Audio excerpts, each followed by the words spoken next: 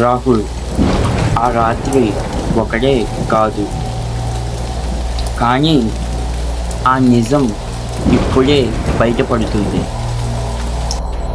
పోలీస్కి ఒక డౌట్ వచ్చింది, ఇంకో వ్యక్తి అక్కడే ఉన్నాడు అని.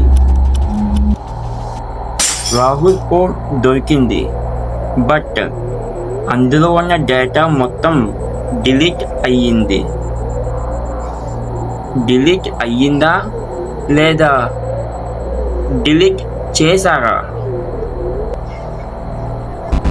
ఆల్మోస్ట్ అన్ని ఫైల్స్ పోయాయి, కానీ ఒక హైడెన్ ఫైల్ మాత్రమే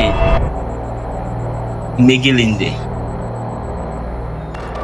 ఆ ఫైల్లో విజయవాడలోని కొన్ని లొకేషన్స్ మార్క్ అయ్యాయి. ఈ లొకేషన్స్ అన్నీ ర్యాండమ్ కావు. ఈ లొకేషన్స్లో ఒకే విధమైన ఇన్సిడెంట్ జరిగింది. ఇది కోఇన్సిడెన్స్ అయితే కాదు. రాహుల్ అక్కడికి అన్ఎక్స్పెక్టెడ్గా వెళ్ళలేదు. అతను ఆల్రెడీ ప్లాన్తో వెళ్ళాడు. రాహుల్ ఎవరిని కలవడానికి వెళ్ళలేదు. అతను ఒక డేటా ఇవ్వడానికి వెళ్ళాడు.